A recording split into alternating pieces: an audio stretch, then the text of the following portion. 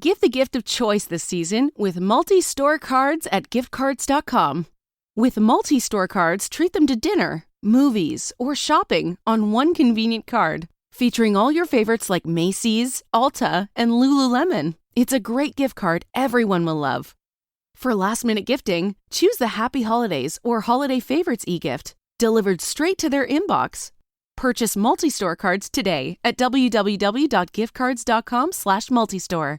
Nerds! NerdWallet presents Money Questions Credit Card Round. Ready, Steve? No time to answer. How can you compare and apply for the best travel credit cards? Turn to the nerds. Where can you find the best card for your credit score? Turn to the nerds. For a triple point bonus, is it better to earn rewards in points or miles? I'm kidding.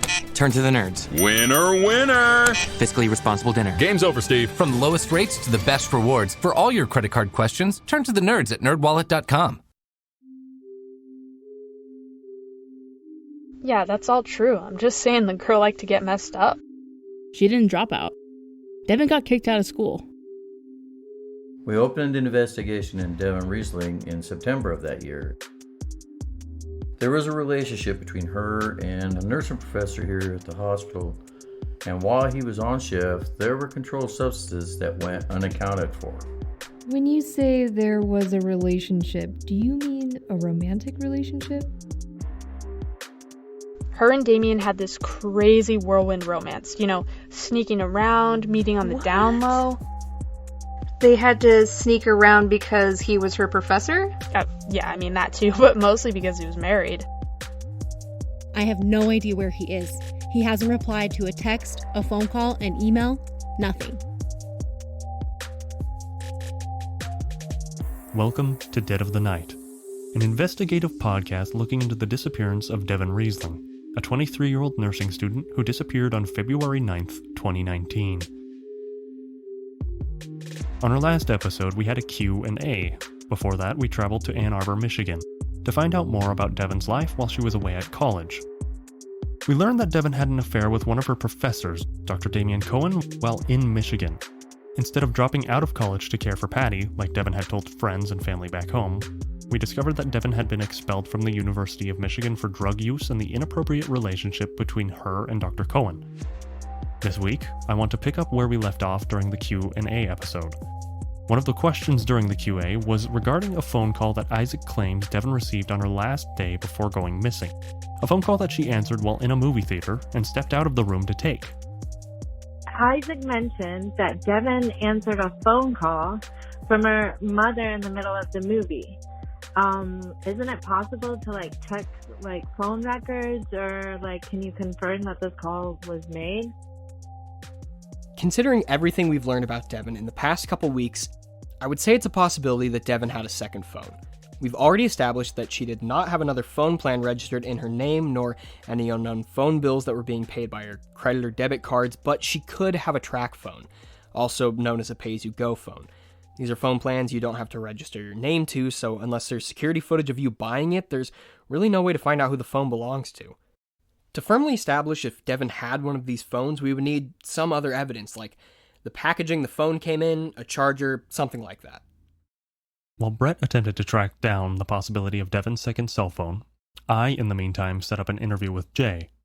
To remind you, Jay is one of Devon's friends who she was text messaging in the months before her disappearance. They went to high school together and stayed in touch over the years, meeting up occasionally for coffee or drinks. Due to his association with the illegal drug market in Emmett, Jay asked us that, in return for his cooperation, we change his name and not release the recording of his interview.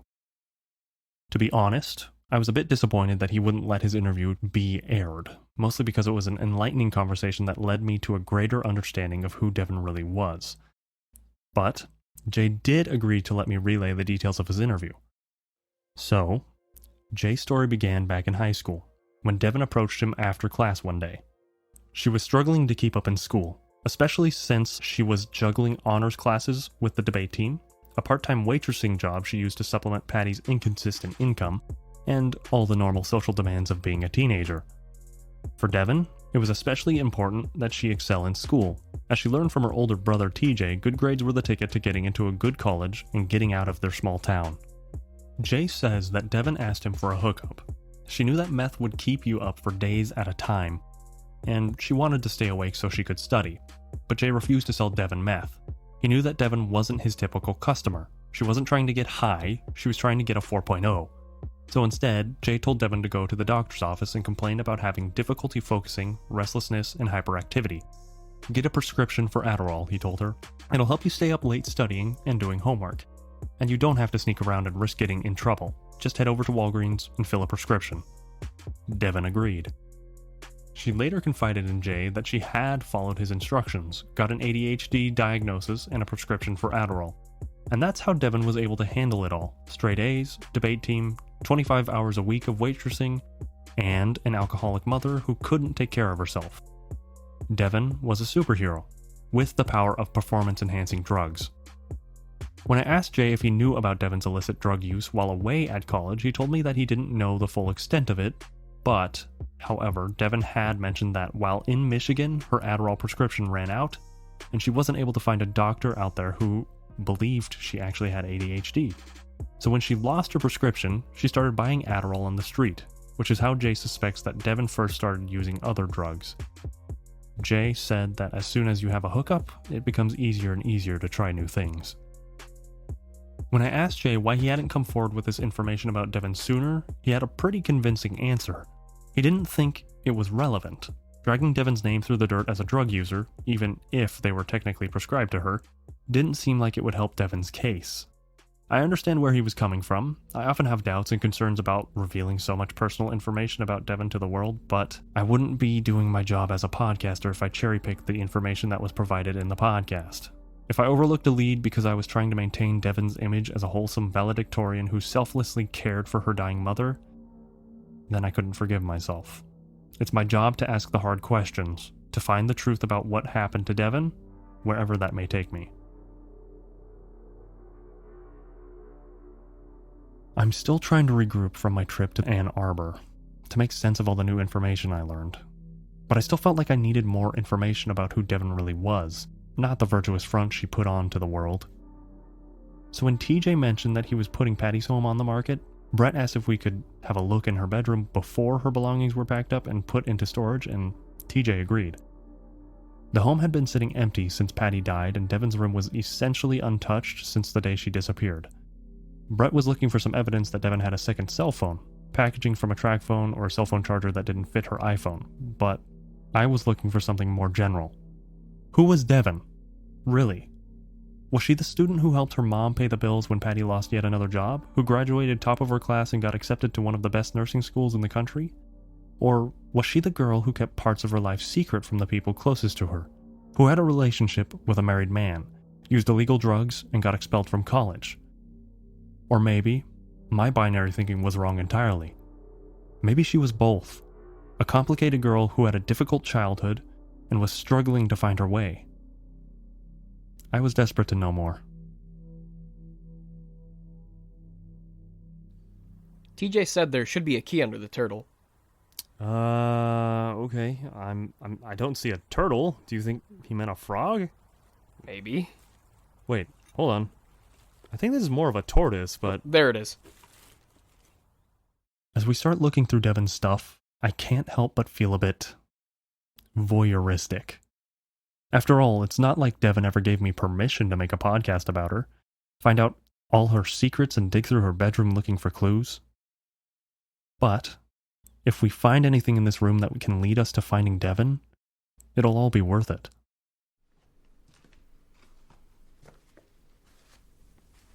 Feels like she was just here yesterday. Look, there's a copy of the Messenger Index from February 6th right here, next to her bed.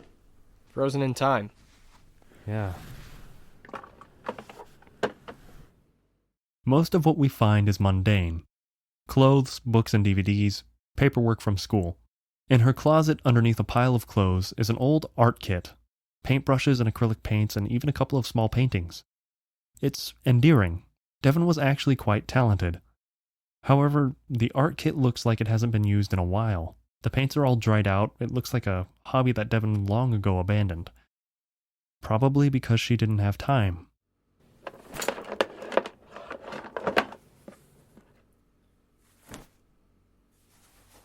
Is this what that guy was talking about?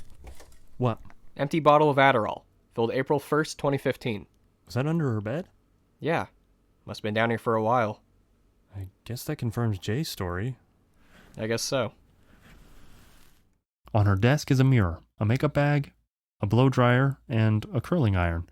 Things that, if you've ever seen a picture of Devon, were clearly in her everyday arsenal, since friends say she never left the house without her hair and makeup done. It's hard to imagine her leaving behind all these things.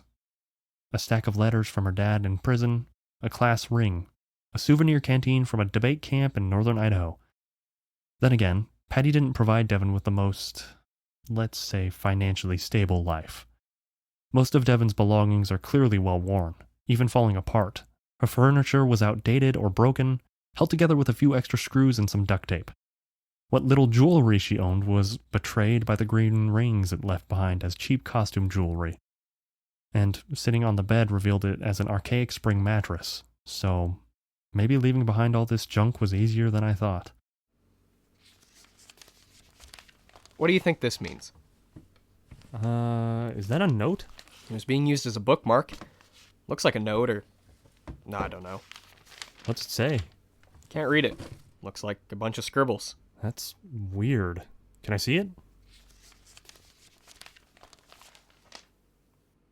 I'm looking at a piece of paper, maybe 4 inches wide with black ink markings on it. On first glance, it appears to be another language. Sanskrit, maybe. I'll post a picture of the note on the Devonite Instagram so our listeners can take a look and try to identify the language. It's intriguing, to say the least. But Brett warns me not to get ahead of myself. Not everything is a clue. Sometimes a scribble is just a scribble. Ironically, Brett's comment reminds me of another mundane object that just might be a clue. Clothing. Specifically the 2 boxes of clothing that Asha mentioned she left in the hallway for a friend to pick up and ship to Devon after she had moved away. None of Devon's university friends have admitted to picking up those clothes, and yet they were gone.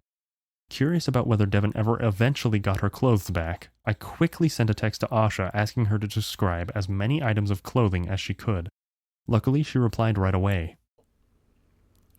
Okay, so we're looking for a purple zip-up, a yellow polka dot dress, and a cheetah print swimsuit.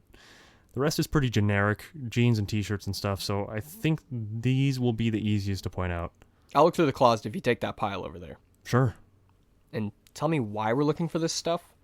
Well, Asha says she left 2 boxes of clothes in the hallway after Devon had already moved home. So apparently Devon said that she'd have a friend pick them up, but none of her friends have said they were the ones to get the boxes. So you're saying if the clothes from the boxes aren't here... Then it could mean that she had Damien Cowan come pick up the boxes, meaning they were still in communication when she left town. Or the boxes were stolen from the hallway. Yeah, true. That could be. I'm not seeing any polka dots. Yeah, me either. What is this doing in here? What is that? Is that an alarm clock? Yeah, but what's it doing in the closet hidden under a pile of clothes? I don't know. Maybe she just threw it in there while she was trying to clean up her room? Stuff everything in the closet? I mean, I used to pull that trick. Did your alarm clock also have an SD card in it? What? There's a hidden camera, right there. Brett shows me a tiny slot on the back of the alarm clock, the perfect size for an SD card. On the front of the alarm clock, he points out a tiny circle right in between the colon, separating the minutes from hours. A tiny circle that looks just like a camera lens. Holy shit. The memory card's been removed. Let me look up this model number. This is seriously disturbing. Do you think Garret did this? Was he watching her in her room? Yep. This one streams over Wi-Fi. Memory card's just a backup. Okay. We have to talk to Garret again. Trust me, I'm all over it. Are you going to accuse me of shit and jump down my throat like Kenny does? Or are you actually going to listen to me? I told you, I'm here to listen. Good. Because I don't have to talk to you. I know that. And I'm glad that you decided to talk to me because I think we're looking for the same thing. Yeah, okay. So, you just start wherever you're ready. Have you seen the movie Garden State? I don't believe I have. Well, there's this part where Zach Braff and Natalie Portman are in a hotel. They duck into this secret cubby between the walls and look through a peephole into a hotel room with people fucking. It's Kind of like that, but on the internet. There's this website where voyeurs can watch live streams of chicks' bedrooms. You know, watch them change their clothes, get laid while they're sleeping. Is this on the dark web? Well, not really. I mean, technically, Tor servers on the dark web don't have the bandwidth to support a live stream. Plus, the streaming plugins would allow for location tracking, so technically, these websites are on the deep web. So they're not listed by any search engines. There's no link to it. Okay, so you're saying you were broadcasting a live stream of Devon's bedroom on the internet. Well, I wasn't doing it, Devon was. Why would Devon do that? For money. And she needed some quick cash, and I suggested this as an option. Did Devon say why she needed the money? Not specifically, just that money was tight at home. Her rich-ass brother only gave them enough to barely keep the lights on. So I set this camera up for her, even made it hidden so Patty wouldn't find it and freak out. That Sunday, after she went missing, I noticed that the feed was black. I was getting messages from the website saying it had been dark for over 12 hours, giving me some warning to restore the feed or else the account would be closed. I knew something was weird, even before I saw the cops at her house. What did you do? I checked the GPS tracker on her car, and that's when I saw she was all the way up there in the middle of nowhere. So, you went up there? Yeah. I drove up there, and when I came across her car, I got chills. All over my body. It was spooky. Her door wide open, keys dangling in the ignition. Did you see any footprints, tire tracks, blood? Nothing. Nothing. It was snowing pretty hard. I looked around for her, even trudged all the way up that godforsaken mountain to the cabin where but she wasn't there. It took a couple days for Devon's house to calm down, but I was finally able to get in there and check the memory card. The days before she went missing, she seemed anxious. She wasn't really sleeping, but otherwise was doing her normal routine. Then, that Saturday night, she gets home around 11, I guess, from her date with Isaac, and all of a sudden she looks at the camera, like she forgot it was even there. Picks it up, shoves it under a pile of clothes. Just to confirm what you're saying, on the night Devon went missing, you saw her come home from her date with Isaac, and then cover up the camera. That's what I saw. Tell me about the money. From the live stream? How much she made depended on how many viewers she had, but usually she made about $50 a day. Might not seem like very much, but during the 4 months she had this thing running, she must have made $5,000 or $6,000. I know exactly what you're thinking right now. You're thinking, this guy is full of shit. Devon never had that much money in her bank account. Well, I mean, that's because she got paid in Bitcoin. That was one of the benefits of this job. Easy to move around, almost impossible to trace if you use an intermediary wallet. Plus, when she was earning it, Bitcoin was trading around 4,000, and now it's worth 11. So she held on to it. She could have as much as 16 or 17 grand right now. I don't know that much about Bitcoin. Is it possible to track that money? See where it's spent? Not if Devon's been washing her Bitcoins like I taught her. Washing them? Moving them around, using intermediate accounts, transferring them into other blockchain coins and back, and there's a lot of ways of hiding it. So that money is essentially untraceable. Pretty much. At the time, that seemed like an advantage. Keep Patty's hands off of it and don't have to pay taxes or anyone asking where the money came from. But now that means we can't prove she ever got the money in the first place. What are you saying? That I'm not telling the truth? What I'm saying is that it would have been nice if you handed over some proof. Usernames and passwords for the streaming account, any emails or messages you received from them, messages between you and Devon, the memory card. Fine. I'll send all that shit. Good. I just have one more question for you. What? You told us that you went up to Boiling Springs on the 10th, but where were you the night of February 9th? I was home, playing WoW all night. Wow. World of Warcraft. I'm a level 120 Night Elf Resto Druid. What? You haven't heard of it? Was anyone else home? My grandma was upstairs. Anyone else? Look, my guild will vouch for me. We were playing all night, doing a raid, the Battle of Bizarre Lore. It took like 6 or 7 hours. Can you give me the names of some of the other players? You got a pen? Yeah, here you go.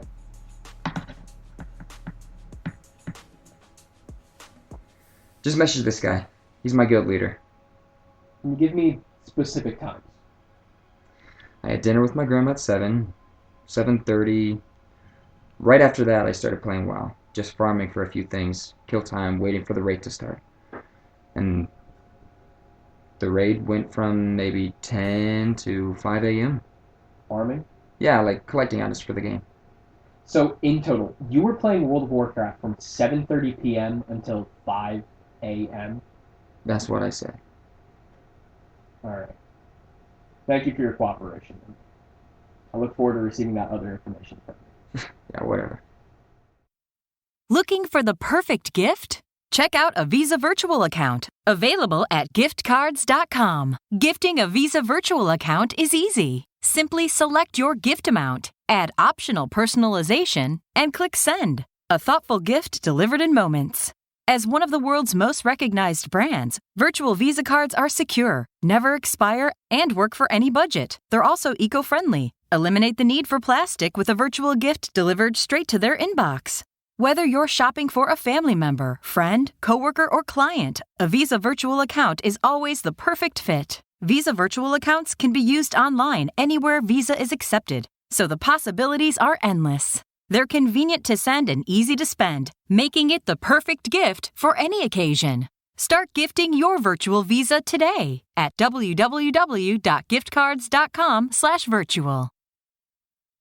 What you doing? Trying on glasses with Zenny's 3D virtual try-on. Wow, that's pretty cool. But those glasses kind of make you look like your Uncle Bob.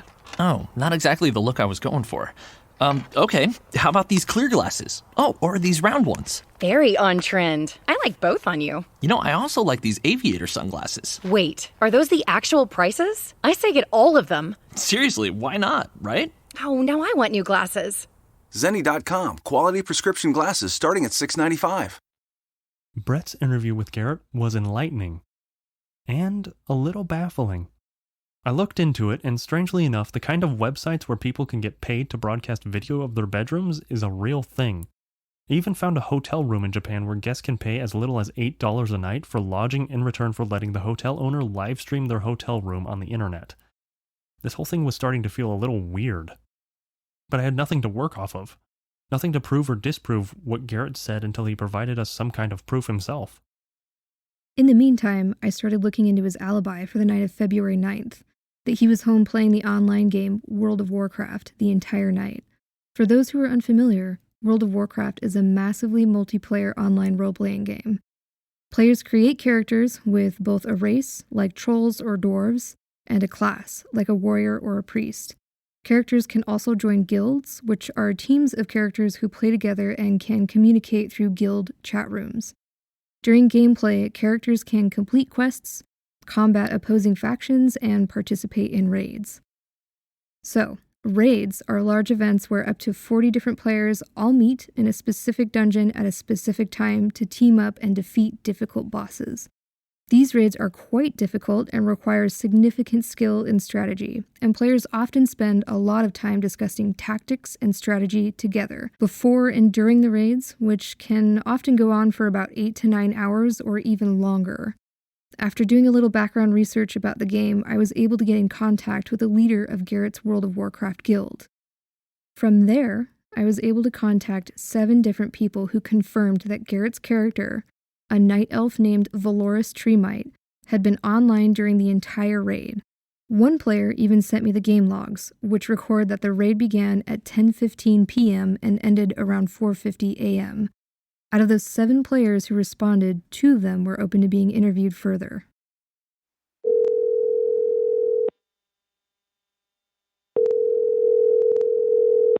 Hey, this is Jessica O'Neill. Is this Grismith? Yeah, that's me. Thanks again for talking to me. Sure, dude. What do you want to know?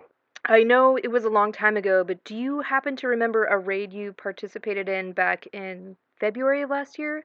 something called the Battle of Dazar Allure. Hell yeah. How could I forget? It was one of the longest raids I've seen since the Hellfire Citadel. Do you know a Valoris Tremite? He's a Night Elf Restoration Druid. Sure, I know him. Garret, right? Yeah. Do you know each other well? Not really. We've been in the same guild for about 3 years. Was he playing the night of the raid? Valeris was there, yeah. And what do you remember about the raid? That night was our first try and it was a clusterfuck, but it's still one of my favorite raids in a long time. Mechanically one of the best so far. The ads were still a challenge though. The Jaina fight was awesome. We wiped so many times though. It was not an easy raid. I think we played for like 7 hours. My girlfriend was pissed because we were supposed to go to her shitty nephew's birthday party the next day or some bullshit. Was Garret playing the entire time during the raid? Well, Valeris Tremite was playing the whole time, yeah. Okay, so I notice you're distinguishing between him and his character. Is there a specific reason for that? Dude, Garrett's gonna kill me for saying this, but sometimes I think that Garrett might be botting. Botting? What's botting? Using a bot to control your character. Automating it. Usually they're just for farming, but there were a couple times I wondered. There's a few telltale signs, like they're getting stuck in a confined space, or they can't run in a straight line. And were you noticing Garrett's character Valoris doing any of these things? Fuck, dude, I mean, it was over a year ago. It's hard for me to remember exactly. I just remember being suspicious, you know? You know how you forget the details, but you remember being pissed? Why were you pissed about it? Only because he got us all wiped. Sorry, I don't know all the lingo. Can you explain what you mean by wiped? You know, killed. I remember it was during the second boss. He was this King Kong type of dude named Grong, and Garrett fucked up and got us all wiped. We were pissed, and we kept calling him Leroy Jenkins and shit. At first, I thought he stopped talking, 'cause he was butthurt, you know? When you say talking, do you mean in a chat room or... Voice comms. You know, like a headset with a mic. Oh, okay. And Garrett stopped talking in the mic at one point. Yeah, after that second boss, maybe an hour and a half into the raid. Okay, but then he started talking again at the end?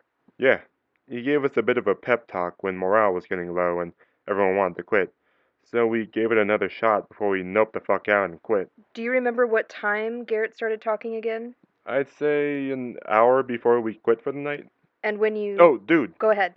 Sorry, I just remembered some shit. I remember what he did that got us all wiped that made me think it was a bot. So, in a raid, there's like a series of bosses that get harder and harder.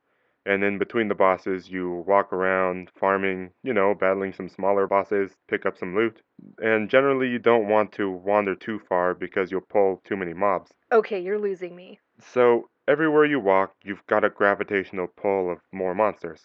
Oh, okay, that makes sense. But sometimes the bots, since they have a hard time walking in a straight line, they glitch out and jump to the side that pulls in a fuckload of mobs. Okay, I think I'm understanding you now. So, Garrett's character glitched and jumped to the side and pulled in a bunch of new monsters and got everyone killed. Yeah, exactly. Okay, great, thank you. I just have one more question. If Garret was using a bot, does that mean his character is always a bot? No, dude. You can turn it on and off. Ah, okay. Yo, dude, I gotta go. My girlfriend's up my asshole. I understand. Thank you so much for talking to me. No problem, dude. What do you want?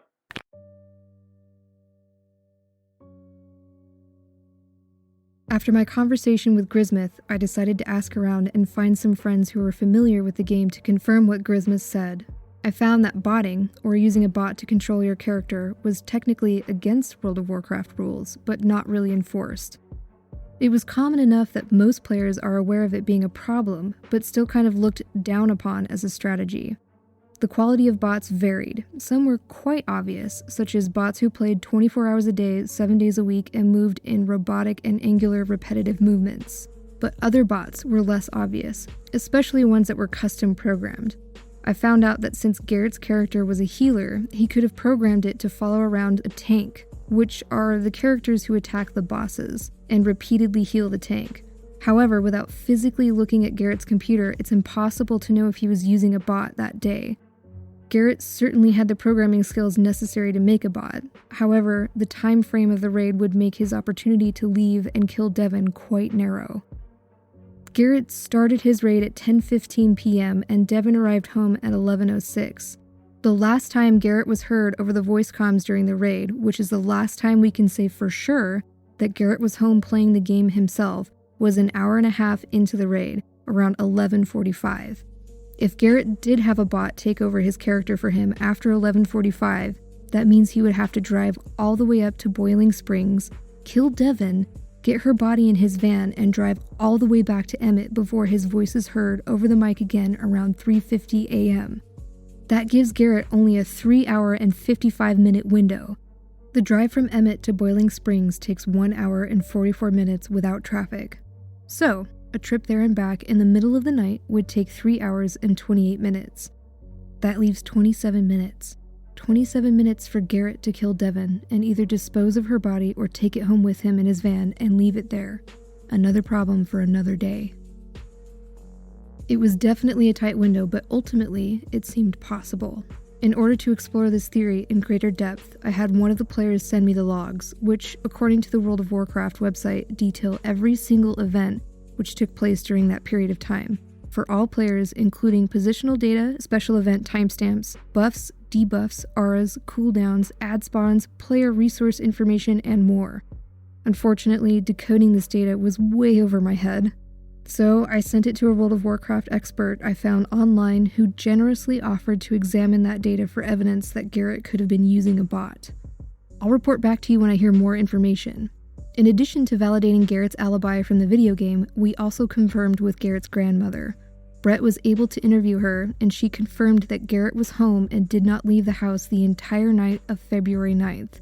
However, Brett explained to us that this information must be taken with a grain of salt. When it comes to witness testimony, there's a concept called relational distance. In essence, the more interpersonal ties between a witness and a suspect, the more likely it is that the witness may lie or cover up the truth to protect that suspect. So in general, strangers are more inclined to tell the truth. So the fact that Garret's only physical witness was his grandmother means that his alibi is pretty weak.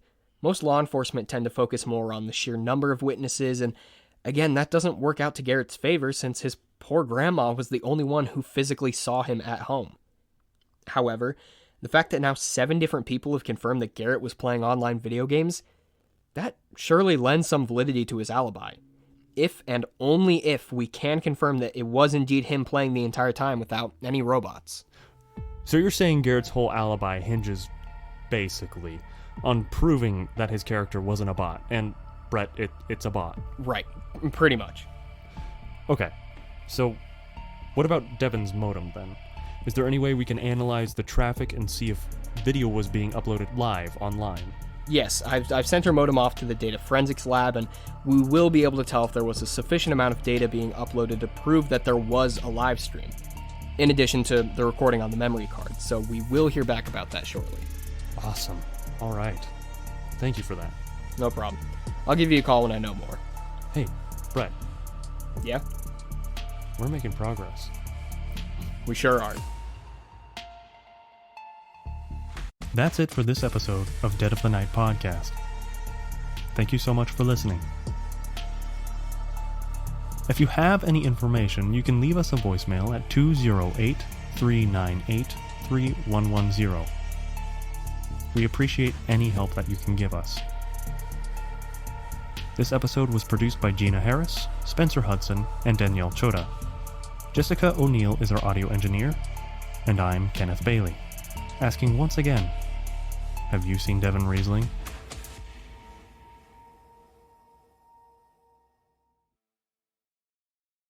Who are you texting? My therapist. You text with your therapist? Text, video chat, call. Yep. That sounds too easy. How did you find her? I just went to betterhelp.com/save. She's a licensed therapist and it's all online. I connect when it's convenient for me and don't waste time driving anywhere. Plus, it's affordable. I wonder if I should try it. It's great to talk to someone in confidence. She's helped me sort out quite a few things. And right now you save 10% off the first month when you go through betterhelp.com/save. Betterhelp.com/save. Got it. We'll get back to your music shortly, but first, did you know that prescription prices are different at different pharmacies? You could literally drive across the street and get a different price. That's crazy. But with GoodRx, you can instantly compare prices at every pharmacy in your neighborhood and save up to 80%. You're probably thinking there's a catch, right? Nope. It's 100% free and can save you money whether you have insurance or not. In fact, it can often beat your copay. Download the GoodRx app today and start saving. GoodRx is not insurance.